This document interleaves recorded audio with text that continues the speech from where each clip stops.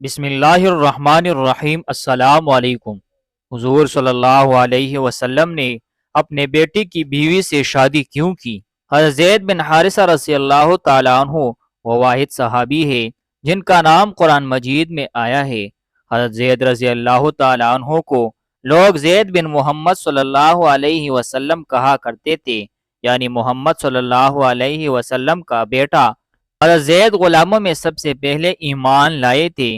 یہ حضور اکرم صلی اللہ علیہ وسلم کے آزاد کردہ غلام تھے۔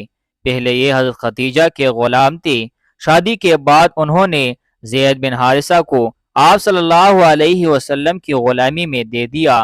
حضرت زید رضی اللہ تعالیٰ عنہ اصل میں غلام نہیں تھے۔ واقعہ یہ ہے کہ جاہلیت کے زمانے میں ان کی والدہ انہیں لے کر اپنے ماں باپ کے ہاں جا رہی تھی کہ قافلہ کو لوٹ لیا گیا۔ ڈاکو ان کے بیٹے زید بن حارثہ کو بھی لے گئے، پھر انہیں اوقاس کے میلے میں بیچنے کے لیے لایا گیا۔ لوگ غلاموں کو خریدتے اور فروخت کرتے تھے۔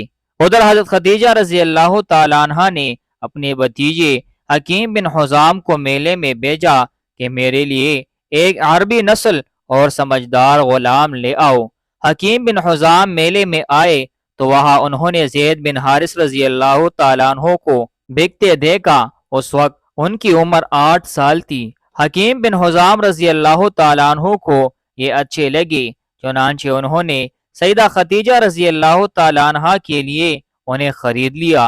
حضرت خدیجہ رضی اللہ تعالیٰ عنہ کو بھی یہ پسند آئے اور انہوں نے انہیں اپنی غلامی میں لے لیا۔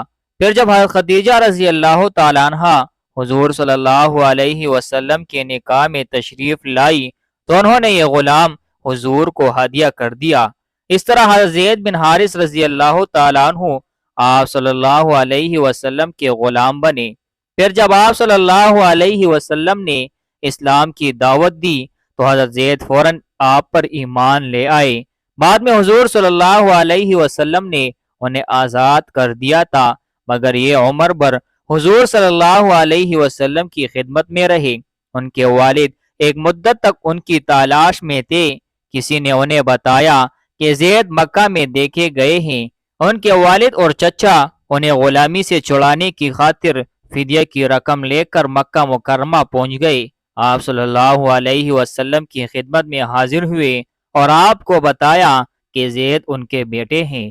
ساری بات سن کر آپ صلی اللہ علیہ وسلم نے ارشاد فرمایا، تم زید سے پوچھ لو، اگر یہ تمہارے ساتھ جانا چاہے تو فدیہ کے بغیر اسے لے جاؤ، مجھے کوئی اعتراض نہیں، اور اگر یہاں میرے پاس رہنا چاہے تو ان کی مرضی۔ جب زید رضی اللہ تعالیٰ عنہ سے پوچھا گیا تو انہوں نے نبی کریم صلی اللہ علیہ وسلم کے ساتھ رہنا پسند کیا اور کہا کہ میں آپ صلی اللہ علیہ وسلم کے مقابلے میں بھلا کس کو پسند کر سکتا ہوں؟ آپ میرے لیے ماں، باپ اور چچا کی جگہ ہے۔ باپ اور چچا نے کہا، اے زید، تم غلامی کو پسند کر رہے ہو؟ حضرت زید نے فرمایا، میں اس عظیم ہستی کا ساتھ کبھی نہیں چھوڑوں گا۔ حضرت زید رضی اللہ تعالیٰ عنہ کی غیر معمولی محبت اور تعلق کے خاطر کو دیکھ کر پیارے آقا صلی اللہ علیہ وسلم نے انہیں آزاد کر دیا اور فرمایا، زید میرا بیٹا ہے۔ والد اور چچا حضرت زید رضی اللہ تعالیٰ عنہ پر یہ اعزاز و اکرام دے کر شاداں و فراہ ہوئے اور مطمئن ہو کر لوٹ گئے۔ حضور صلی اللہ علیہ وسلم نے حضرت زید رضی اللہ تعالیٰ عنہ کی شادی حضرت زینب بنت جہش رضی اللہ تعالیٰ عنہ سے کی۔ تقریباً 1 سال تک دونوں کا ساتھ رہا، لیکن پھر تعلقات قائم نہ رہ سکے اور شکر رنج پڑ گئی۔ زید نے بارگاہ نبوت میں شکایت کی اور طلاق دے دینا چاہا۔ زید آپ صلی اللہ علیہ وسلم کی خدمت میں آئے اور عرض کی کہ زینب مجھ سے زبان درازی کرتی ہے اور میں ان کو طلاق دینا چاہتا ہوں، لیکن آپ صلی اللہ علیہ وسلم بار بار ان کو سمجھاتے تھے کہ طلاق نہ دے، قرآن مجید میں ہے، اور جبکہ تم اس شخص سے جس پر خدا نے اور تم نے احسان کیا تھا یہ کہتے تھے کہ اپنی بیوی کو نکاح میں لیے رہو اور خدا سے خوف کرو، لیکن یہ کسی طرح صحبت برار نہ ہو سکے اور زید نے ان کو طلاق دے دی۔ یہ رشتہ چونکہ آپ صلی اللہ علیہ وسلم کے کہنے پر منظور کیا گیا تھا، جو ان کے نزدیک ان کے خلاف شان تھا، چونکہ زید غلام رہ چکے تھے اس لیے زینب کو یہ نسبت گوارا نہ تھی۔ بہرحال وہ متعلقہ ہو گئی تو آپ نے ان کی دلجوئی کے لیے خود ان سے نکاح کر لینا چاہا۔ اہل عرب اگر کسی بچی یا بچے کو گود لیتے تو اس کا حقیقی بیٹا بیٹی سمجھا جاتا، بلکہ وہ متبنہ یعنی منہ بولا بیٹا حقیقی اولاد کی طرح جائیداد میں وارث بھی ہوتا تھا۔ جس طرح باپ کے لیے اپنی حقیقی بیٹی کی بیوی سے شادی ناجائز سمجھی جاتی ہے، اسی طرح متبنہ کی بیوہ یا مطلقہ سے بھی شادی کو اہل عرب ناجائز سمجھتے تھے، مگر یہ رسمیں صرف جہالت و دلالت پر مبنی تھی۔ آپ صلی اللہ علیہ وسلم کی بعثت کا مقصد ہی تھا کہ لوگوں کو بری رسموں اور تاریکیوں سے باہر نکالا جائے۔ آپ صلی اللہ علیہ وسلم کی خواہش تھی کہ غلامانہ زندگی کا خاتمہ ہو، انہیں بھی برابری کا درجہ ملے۔ اللہ تعالیٰ کی مرضی یہ تھی کہ عرب میں اپنے منہ بولے بیٹی کی بیوی سے شادی کرنے کو جو برا اور غلط سمجھا جاتا تھا، اس رسم کا رسول اللہ صلی اللہ علیہ وسلم کے ذریعے خاتمہ ہوا۔ یہ آپ صلی اللہ علیہ وسلم کے لیے بڑی مشکل گھڑی تھی۔ ایک تو اس لیے کہ حضرت زینب رضی اللہ تعالیٰ عنہ کا نکاح حضرت زید سے آپ نے ہی کرایا تھا اور رشتے میں دراڑ پیدا ہو چکی، آپ ان کی دلجوئی بھی چاہتے تھے۔ دوسرے یہ کہ حضرت زید آپ کی منہ بولے بیٹے تھے اور زینب ان کی بیوی۔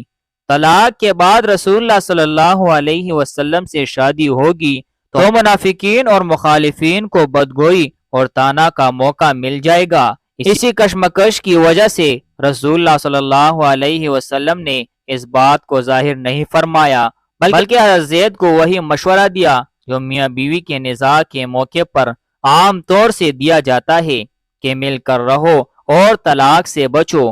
وہی مشورہ آپ نے بھی دیا اور اس بات کا اظہار نہیں فرمایا کہ زینب ان کے نکاح میں آئے گی، مگر اللہ تعالیٰ نے آیت نازل فرما کر آپ صلی اللہ علیہ وسلم کو تنبیہ فرمائی۔ اللہ تعالیٰ کا ارشاد نازل ہوا، اور تم اپنے دل میں وہ بات چھپائے ہوئے تھے جسے اللہ کھول دینے والا تھا، اور تم لوگوں سے ڈرتے تھے، حالانکہ اللہ تعالیٰ اس بات کا زیادہ حقدار ہے کہ تم اس سے ڈرو۔ اللہ تعالیٰ نے جاہلیت کا رسم ختم کر دیا، یعنی منہ بولے بیٹے جو اپنا بیٹا ہی سمجھتے تھے وہ ختم کر دیا۔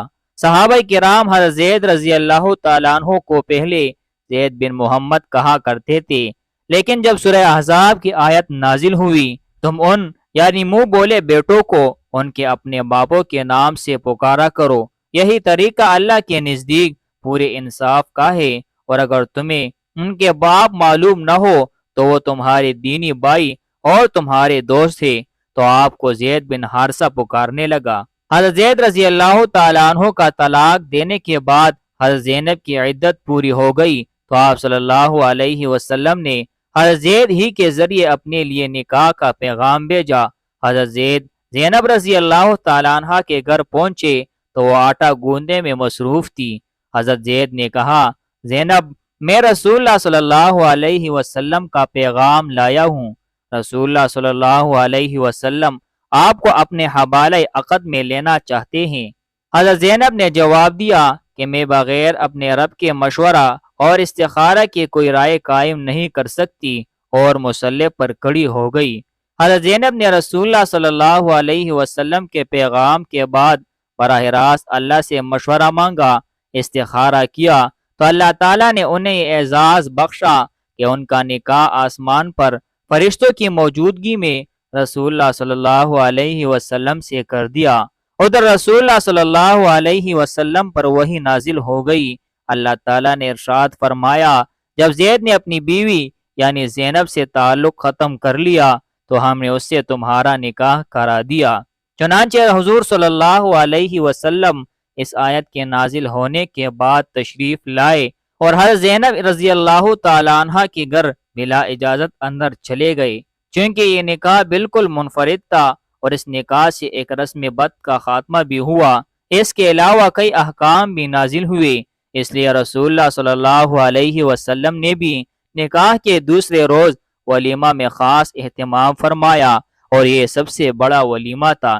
حضرت انس رضی اللہ تعالیٰ عنہ سے روایت ہے کہ رسول اللہ صلی اللہ علیہ وسلم نے اپنی بیویوں میں سے جتنا بڑا ولیمہ حضرت زینب کی شادی میں کیا تھا، اتنا بڑا ولیمہ کسی اور کے شادی میں نہیں کیا، اور حضرت زینب کے ولیمے میں ایک بکری سے ولیمہ فرمایا تھا، پیٹ بھر کر گوشت اور روٹی کھلائی۔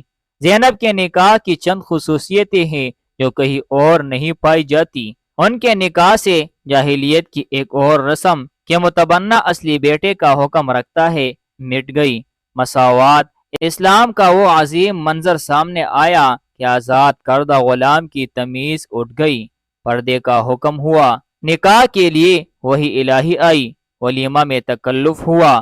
اسی بنا پر زینب اور ازواج کے مقابلے میں فخر کیا کرتی تھی۔ ازواج مطہرات میں جو بی بی عائشہ کی ہمسری کا دعویٰ رکھتی تھی، ان میں زینب خصوصیت کے ساتھ ممتاز تھی۔ پیارے دوستو، کمنٹ باکس میں اللہ تعالیٰ کی 99 ناموں میں سے ایک نام ضرور ٹائپ کریں۔